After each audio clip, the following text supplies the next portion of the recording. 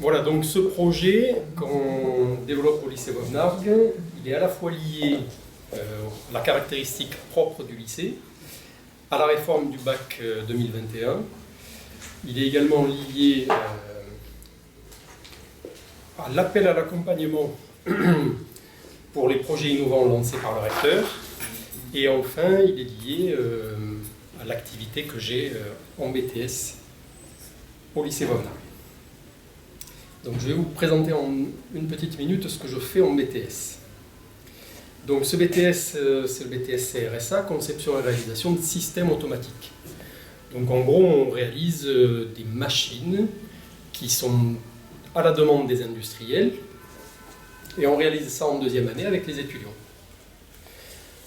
Alors à quoi ça ressemble? Eh bien, au final, ça ressemble véritablement à une machine industrielle. C'est un produit qui fonctionne, qui a été réalisé par les étudiants, conçu et réalisé.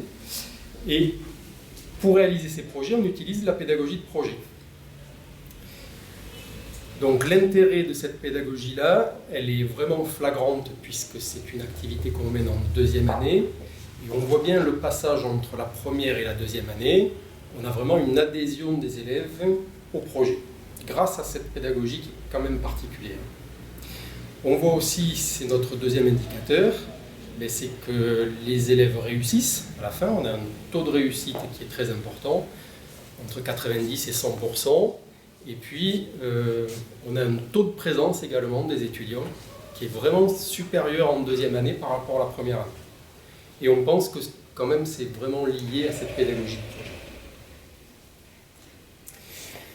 Alors à quoi ça ressemble un projet industriel? Par exemple, cette année-là, c'était un fabricant de graines de couscous qui nous a demandé une machine pour lui éviter de, vous le voyez, il est en train de monter une palette. Et donc c'est son travail habituel, il fabrique la graine, il la fait sécher, il la conditionne, et puis il monte la palette avec un ordre très particulier. Et donc tous les jours il déplace des tonnes et il fait des kilomètres.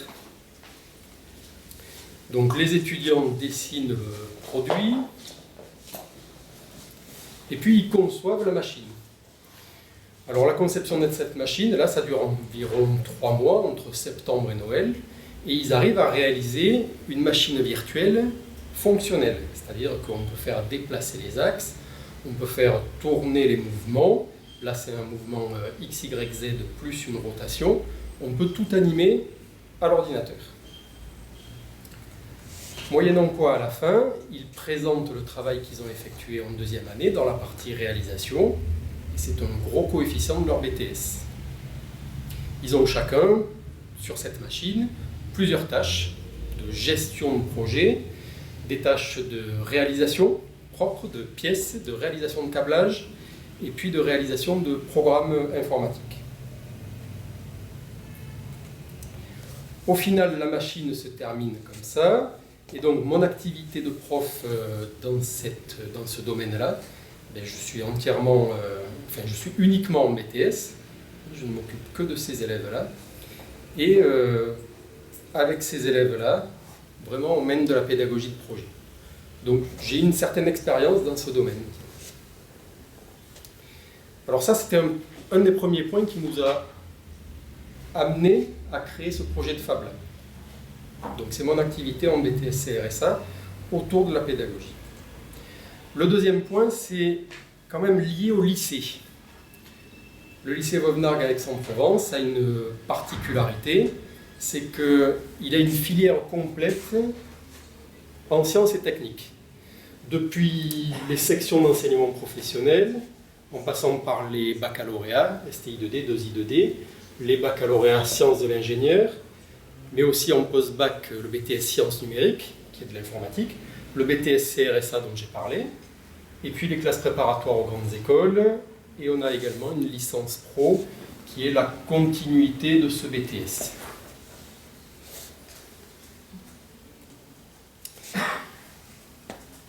Donc, j'ai parlé de mon activité en BTS, j'ai parlé de la spécificité du lycée. Le troisième point qui nous a amené à monter ce projet, c'est que lorsqu'on a vu la réforme du bac 2021, on a vu dans tous les programmes apparaître le mot projet. Donc, il y en a dans toutes les filières. STI 2D,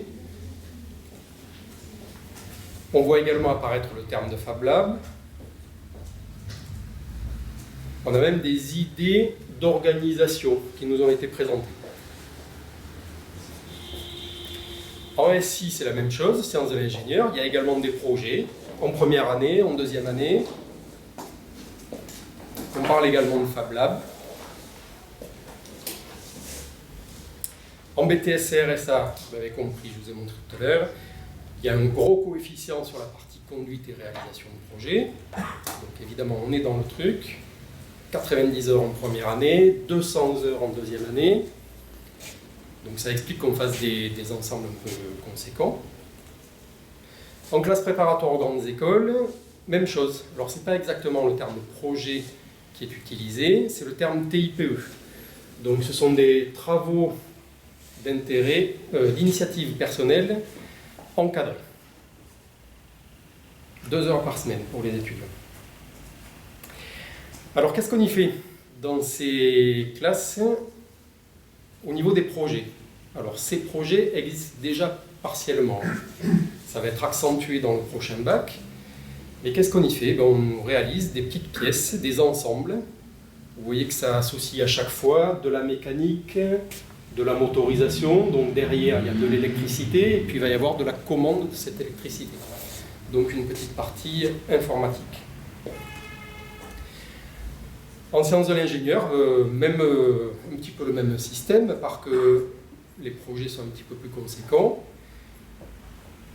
Et on voit tout de suite que lorsqu'on veut réaliser un dispositif comme ça, qui est un amortisseur, avec une partie motorisation ici, on a besoin d'une structure un petit peu solide. Et ce sont typiquement des choses qu'on ne peut pas réaliser avec les imprimantes 3D qui sont actuellement présentes dans les labos. Chez les prépas, de quoi il s'agit? En fait, les travaux d'initiative personnelle, cette année, c'est l'océan. Donc j'ai des étudiants qui viennent me voir. Et ici, par exemple, on a transformé un détendeur de pression pour voir ce qui se passe à l'intérieur d'un détendeur. C'est le projet de l'étudiant en question. Donc on a fait un tas de modifications. Et là aussi, on se rend compte qu'au niveau imprimante 3D, c'est des dispositifs qui ne fonctionnent pas. Parce qu'on a 200 bars d'un côté, on va injecter de l'air ici là, pour simuler la pression de l'eau, jusqu'à 8 bars, donc 80 mètres de profondeur. Et puis on va voir bouger à l'intérieur le petit piston. Et c'est le but de l'étude de l'étude. Voilà, donc vous avez compris, je mène déjà une activité un petit peu de Fab Lab depuis quelques années, puisque je reçois les étudiants des différentes classes. Mais ça, je le reçois en dehors de mon travail de BTS CRSA. Donc j'ai peu de temps pour réaliser ce style de choses avec eux, pour les coacher, pour leur proposer des solutions. Et donc c'est fait un petit peu à la marge, et c'est aussi une des raisons qui nous a poussé à imaginer cette idée de Fab Lab. C'est histoire de rationaliser un petit peu toute la demande qu'il y a de la part des élèves. En BTS CRSA, vous avez vu un projet tout à l'heure sur le couscous, ça c'est un autre projet. C'était pour un fabricant de tuiles en chocolat. Donc on voit les différentes phases du projet, la conception préliminaire, c'est du crayonnage. Ça c'est septembre. Ici à Noël, on a déjà la machine numérique fonctionnelle, donc réalisée par les étudiants. On peut faire bouger chaque élément de la machine. Et puis ça c'est au mois de mai à peu près. Les étudiants ont réalisé toute la structure, ils ont réalisé les pièces, ils ont câblé l'armoire électrique qui commande la machine. Et donc ça c'est mois de mai. Septembre, Noël, mai. Mais en fait, une fois qu'on a réalisé la machine, si la machine ne fonctionne pas, on se rend bien compte qu'il n'y a aucun intérêt. On a fait une belle machine, mais le but, véritablement pour les étudiants, c'est de faire une machine fonctionnelle. Et ce passage entre une machine virtuelle, une machine réalisée, il est très important, mais entre le passage de la machine réalisée à la machine qui marche, là il y a un gap qui est vraiment important et qui est très formateur pour les étudiants, c'est toute la partie mise au point. Donc on voit la machine dans l'atelier, là on était donc, fin du mois de mai. La machine est entièrement montée, elle fonctionne pour nous, c'est-à-dire qu'il y a les mouvements, il y a la température, il y a la chauffe, etc. On peut découper, on peut faire toutes les actions, mais on n'a pas encore mis le produit. Et donc c'est à partir du moment où on va mettre le chocolat ici dans le bac qui va être chauffé, qu'on va commencer à faire fonctionner la machine. Et c'est là que les étudiants se rendent compte de tous les petits problèmes qu'il va y avoir à résoudre pour que ça soit véritablement fonctionnel. Et c'est là qu'ils se rendent compte que, effectivement, ils n'auraient peut-être pas dû concevoir de telle façon, mais plutôt d'une autre. Et donc, il y a un feedback important là, et c'est vraiment cette partie bouclage là qui est très très formatrice. Mais pour arriver à cette partie bouclage, il faut arriver à cette partie mise au point. Et souvent, on manque de temps quand on a des petits projets pour faire cette partie mise au point et vraiment cette partie formation là autour de la mise au point. Voilà, le dernier point qui nous a incité à monter ce projet de Fab Lab, c'est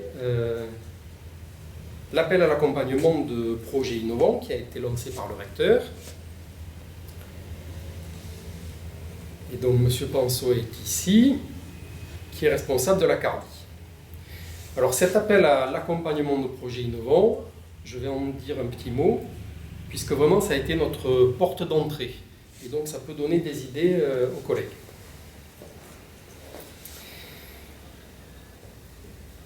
L'accès en fait se passe par la CARDI et notamment avec ce qu'on appelle la fiche Innovatech.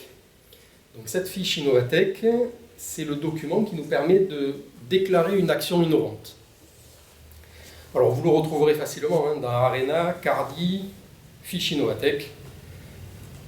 À quoi ressemble cette fiche? C'est un document en ligne qu'on remplit assez facilement, qui ressemble à ça, et dans lequel on vous demande de définir votre action, avec la méthode qui, quoi, quand, où, combien, etc., qui marche assez bien. Et puis vous avez des petites aides dans les encarts qui vous dit pour définir votre action, il va falloir utiliser tant de signes. Voilà, donc il y a un cadre un petit peu rigide, mais qui aide bien à structurer votre proposition. Cette fiche Innovatech, ensuite, elle est évaluée par les inspecteurs, et on a eu le privilège d'être sélectionné, et donc d'être publié dans Innovatech. Alors Innovatech, toujours, si vous tapez dans Arena, Innovatech, si vous tapez Fab Lab pédagogique, vous tomberez sur la définition complète de notre Fab Lab pédagogique, tel qu'on l'a conçu. L'intérêt de cette fiche Innovatech, c'est également que M. Panceau nous a octroyé 3 accompagnateurs qui vont nous permettre peut-être de réfléchir à des choses auxquelles on n'aurait pas pensé concernant ce Fab Lab. Alors, je vous ai présenté l'origine de notre projet, comment on était arrivé un petit peu à le monter. Maintenant, je vais vous présenter exactement le contour de ce projet. Alors, on s'est dit comment définir ce projet. On a pris le chemin inverse, on va définir ce qu'on ne veut pas faire, la limite qu'on ne veut pas franchir. Alors Fab Lab, on ne l'a pas encore dit, mais parce qu'on utilise tous les jours ce mot. Fab Lab, c'est le laboratoire de fabrication. C'est un anglicisme. Et donc c'est régi par une charte, la charte des Fab Labs, où il y a tout un protocole. Et donc nous, on ne souhaite pas adhérer à cette charte des Fab Labs parce que le principe de base, c'est que c'est un espace ouvert. Donc ouvert à tous les gens de la vie civile, donc extérieur à l'éducation nationale, quel que soit leur âge, leur formation. C'est un Fab Lab estampillé Fab Lab, c'est quelque chose qui permet de réaliser des projets tous azimuts. Des petits projets, des gros projets, sans limite temporelle. Vous pouvez avoir des projets d'une journée et puis des projets qui s'étalent sur plusieurs années. Donc ça ne nous convient pas non plus. Et puis vous pouvez avoir dans les Fab Labs de l'auto-formation, du partage de machines en auto-formation. Donc ça, c'est un concept qui ne nous convient pas non plus pour l'éducation. Voilà, donc on ne souhaite pas que notre Fab Lab soit estampillé Fab Lab. Alors on avait imaginé lycée Vauvenargues, Fab Lab, Vauvelab. Voilà, peut-être. On est encore en train d'y réfléchir. On ne souhaite pas non plus que dans ce Fab Lab, il y ait tout et n'importe quoi. Là, le principe avec les machines à coudre, le foutoir un peu partout. Voilà, on cherche à faire quelque chose de différent de ça. On ne souhaite pas non plus que le Fab Lab soit géré par des étudiants, comme c'est le cas après le bac, dans les écoles d'ingénieurs. Là, c'est à l'école centrale de Marseille. Alors, c'est des étudiants qui sont plus aguerris, hein, qui sont plus âgés, mais c'est eux qui gèrent le Fab Lab. Donc, nous, on ne souhaite pas ça. Nous, on souhaite que ce soit un prof de l'éducation nationale et qui ait son temps plein dévolu à cette activité. On ne souhaite pas non plus que le modèle économique de notre Fab Lab soit payant pour les élèves. Alors ça peut sembler évident, mais il faut quand même le dire, les Fab Labs classiques, ce sont des modèles payants. Il y a un droit d'entrée, et puis ensuite on paye à l'heure ou à l'utilisation. On ne souhaite pas non plus que, à la fin des projets, on se retrouve avec des réalisations comme ça. Alors là, c'est également à l'école centrale de Marseille. En fait, ils fonctionnent beaucoup en challenge. Les étudiants se retrouvent le vendredi soir, et puis ils travaillent toute la nuit du vendredi, le samedi, la nuit du samedi et le dimanche. Et à la fin du week-end, ils présentent ce qu'ils ont pu réaliser en 2 jours. Voilà, donc nous, on ne souhaite pas faire ce style de fonctionnement non plus. On ne souhaite pas non plus, ça c'est le Fab Lab de l'IUT d'Aix, qu'il y ait des horaires un petit peu étrangers à notre fonctionnement habituel du lycée. C'est pour ça que nous, on a choisi plutôt la solution où on a regardé à quel moment on avait le plus d'étudiants au lycée. Donc c'est lundi, mardi, jeudi, vendredi. Donc on va ouvrir ces jours-là. Et puis dans ces jours-là, à quel moment on a le plus d'élèves? C'est la période 10h, 15h. Donc on envisage d'avoir un Fab Lab ouvert 4 jours par semaine, de 10h à 15h, de façon justement à toucher le maximum d'élèves. On ne souhaite pas non plus que le Fab Lab soit un repair café, c'est-à-dire qu'on ne vient pas pour réparer sa cafetière ou son micro-ondes. Notre but véritablement, c'est que ça soit un lieu d'apprentissage.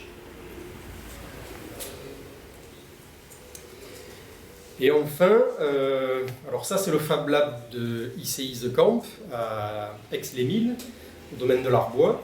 Il y a quelque chose de magnifique, hein, mais voilà, on a proposé à la région, mais ils n'ont pas accepté. En fait, on n'a pas besoin d'une vitrine comme ça non plus.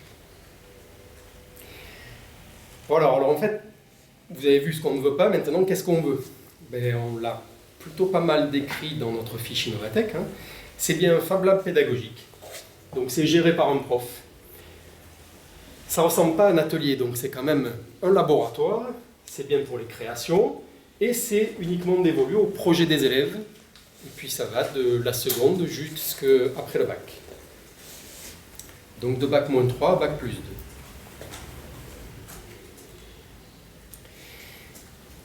La CARDI, donc représentée par M. Panson aujourd'hui, nous a posé plusieurs questions.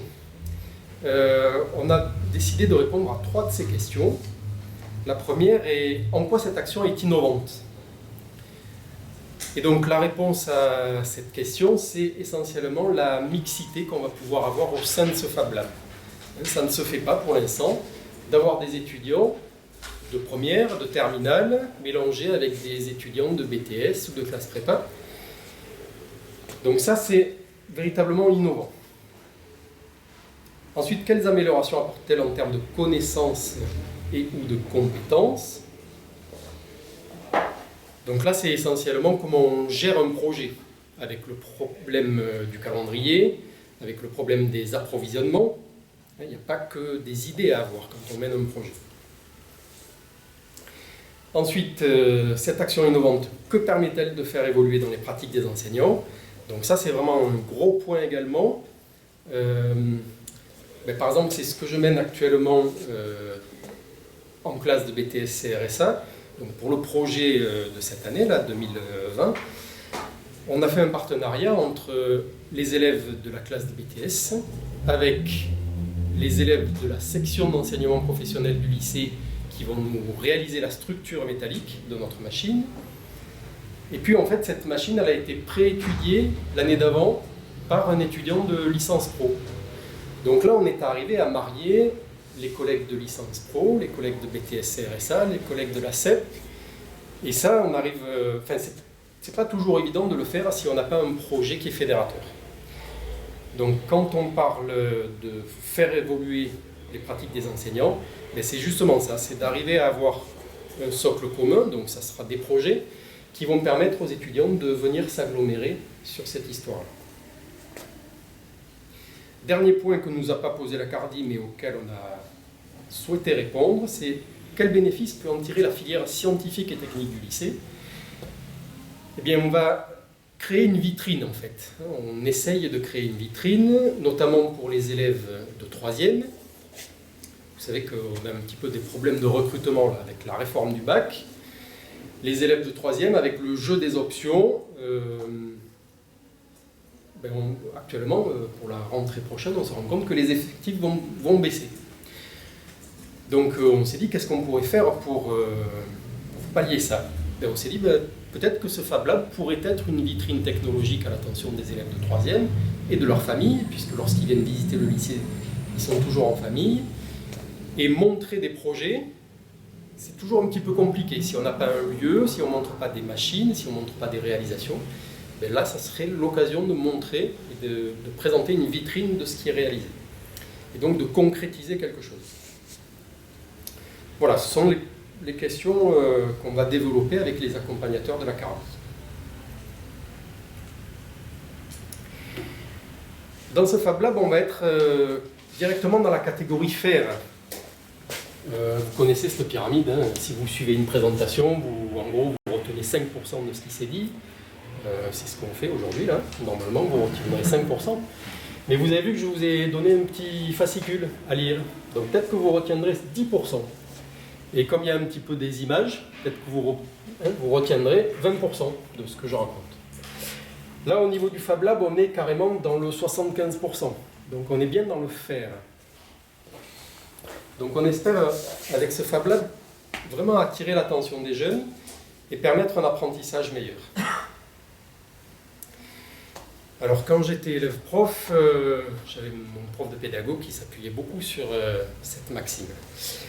J'oublie ce que j'entends, je me souviens de ce que j'écris, je sais ce que je fais. Alors il y a une partie que j'aime bien. J'oublie ce que j'entends, ça revient aux 5% de tout à l'heure de la pyramide. C'est bien ça, ce qu'on entend, on a une facilité à l'oublier qui est relativement importante. Je me souviens de ce que j'écris. Alors depuis que je suis plus élève prof, j'ai un petit peu modéré ça. Parce qu'en fait, on se rend compte quand on fait copier quelque chose à des élèves, effectivement le niveau sonore dans la classe baisse, on est tous tranquilles, mais on se rend compte aussi que les élèves recopient ce qu'on leur raconte directement de l'oreille, en passant par le bras jusqu'au poignet, sans passer par la case mémoire. Ça on le voit tous. Donc, je me souviens de ce que j'écris, moi je le modère en me disant si je l'apprends. Effectivement, si j'écris et que je l'apprends après, éventuellement je pourrais m'en souvenir. Et la dernière maxime, je sais ce que je fais. Là aussi, je tempère un petit peu. Je dirais plutôt, je me souviens de ce que je fais. Donc, dans ce Fab Lab, on est bien dans la dernière partie, là. On espère qu'en faisant les choses, ils vont avoir un souvenir un petit peu plus aigu de ce qu'ils ont fait. Alors j'en rajoute une que j'aime bien là. Je retiens mieux ce que j'aime et j'aime davantage ce que je réussis. On va essayer de leur faire aimer ce qu'on va faire au Fab Lab. Et puis on va essayer de leur faire réussir, c'est-à-dire finaliser leur projet de façon à ce qu'ils l'aiment. Et puis du coup, là je m'autorise la liaison, là, je retiens mieux ce que j'ai réussi. Ça marche assez bien.